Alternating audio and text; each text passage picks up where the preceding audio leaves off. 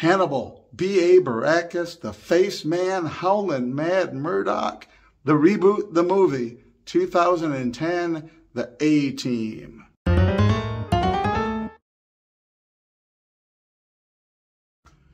It was the best of times, it was the worst of times. It was the era of reboots, of bringing old cartoon franchises and old 80s kids franchises into the big screen. We had seen from 2000 on a whole bunch of atrocities, including Transformers, the thing that went nowhere, from a mediocre first film to disastrous whatever that has followed. We saw the Dukes of Hazzard ridiculously being apologetic about their Confederate flag ahead of their time, but a few years later, they wouldn't have even been able to make the movie. G.I. Joe would be coming around soon, you name it. Now, 2010, The A-Team. No less than Liam Neeson being in it, and Jessica Biel, and a whole bunch of people that I hadn't heard of, or sort of vaguely. What to say about the 2010 A-Team? They did a very good job. This is years before the whole era of woke, and it is after the beginning of this sort of reboot, bring to the big screen old franchises. They did a really good job of doing an homage to the original, having the surviving cast members make cameos as other people. That had been done before in other types of reboots, but it was nice that they did that here.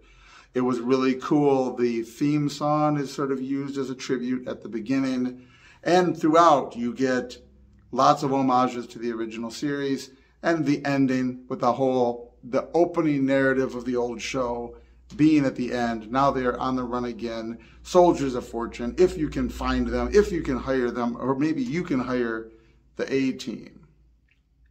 What the movie really lacks is anything beyond the bells and whistles. There's a couple things that stand out. Liam Neeson is a great actor, but he's Liam Neeson. He carries a certain type of personality with him that he projects, that he brings to all the roles that he's in, and it's hard for him to not be Liam Neeson in that sense that you're always like, that's cool. Not to the degree that Nick Cage is always Nick Cage, but nevertheless, there's something with Liam Neeson. He does a good job as Hannibal. He brings that certain charisma, that certain almost the aged Jedi wisdom that he projected in the Star Wars prequels. But he brings some of that along with the characters, and just he does a really good job being Hannibal, and that really stands out. It was nice to have Jessica Biel because they did have a lady that helped them out in the original series. I'm blanking on her name.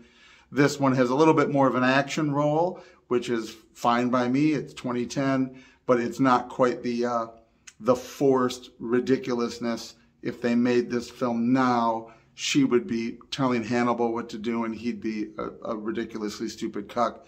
She's in it, and she brings something to it and adds to it, and it's just fine. There's nothing too weird about that as being a reboot of the A-Team. Quentin Jackson, it's the incredible role of B.A. Baracus. I don't know how you even step into that role, to be honest, and he should get some sort of award for his performance, even though this movie wasn't huge and I'd never heard of him elsewhere.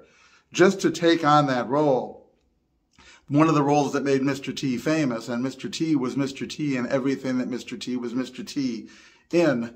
So there's really no way, how do you do that? How do you be B.A. Baracus without being Mr. T, or seem like you're being a Mr. T impersonator? And really, he pulls it off nicely.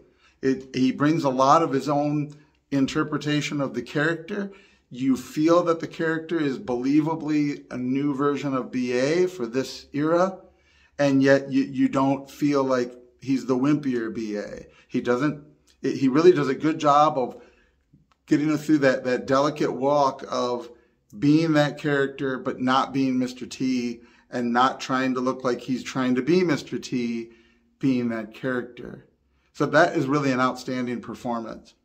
Beyond that, the A-Team has all your usual sort of exciting adventure sort of tropes, the things you expect from the A-Team, except in this, of course, it's that version of that reboot where you're updating it and you're giving them a new origin. And so instead of a bank robbery in Vietnam, this is plates used to mint money, the Gulf War, or in the Middle East. But we get a lot from the beginning. We get Hannibal meeting BA, how they kind of come together, they become a team, and then they have all these missions together, then into their disgrace, their break out of prison.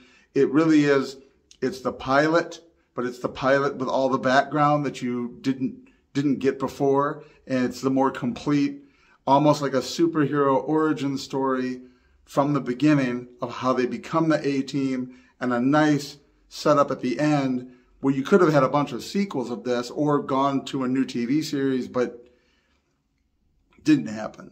And again, it's not quite there. There's absolutely nothing wrong with the movie. There's a little bit of stuff that some people might take exception to because there's always politics slid into this stuff. We get this evil organization, paramilitary, civilian contractors, Black Forest, which is a really neat way to try to tie it in with something that sounds Nazi-esque, while clearly meaning Blackwater, USA, right? And of course, they're the bad guys, and the military, these good military heroes, the A-Team, get framed for their misdeeds. And so, I mean, there's some of that. And of course, you know, hey, I'm not saying I love the civilian contractor idea. I'm just putting it out there. Choosing to have the plot be that and go that direction and that corruption and, you know, stealing the plates to mint money so the military industrial complex can make their own money. I mean, that's kind of, that opens a whole can of worms. But it is realistic. It is a real concern, and it is interesting. And so in good like 2010 and earlier fashion, there's a little of ideology in there of why the script is that way, but it doesn't go out of its way to scream at you. It is not Supergirl, Ally McBeal screaming at the screen about, you know, Donald Trump is evil. It's more couched than that, and it's written into a decent narrative. The other upside of the movie, you get the budget that you needed and the special effects you needed. You know, like G.I. Joe, but it was a cartoon. The live action A-Team, there's a lot of bullets that flew and nobody ever got hit, or things got hit, or you got a scratch. But the special effects budget, just to be able to do that in the 80s, now you have a movie budget and they do it upright. You get all of the really cool gadgets, the great abduction of the bad guy where you literally throw him out of the building window with a parachute on and Matt Murdock catches him after BA blew out the window with a gas grenade. This is good stuff. It's well choreographed. It makes it feel more like special forces, black ops of today. But it does leave it feeling like any sort of other action, military intrigue movie against which you've put the backdrop of this A-Team reboot. It's hard to describe. It does a good job of paying homage to the original A-Team, and yet the movie, you don't come out of it feeling, yeah, the A-Team's back. I can't wait for more of this version of the A-Team. It's somewhere further down the run than that. My feeling was, this is pretty cool. They did a pretty good homage. It's like somebody did a really good painting of the original cast and you see it on Facebook and go, wow, that's okay. But it isn't something that creates this urge in you that you've got to see more. You got to get these guys back together. You got to make 2 or 3 sequels to this movie.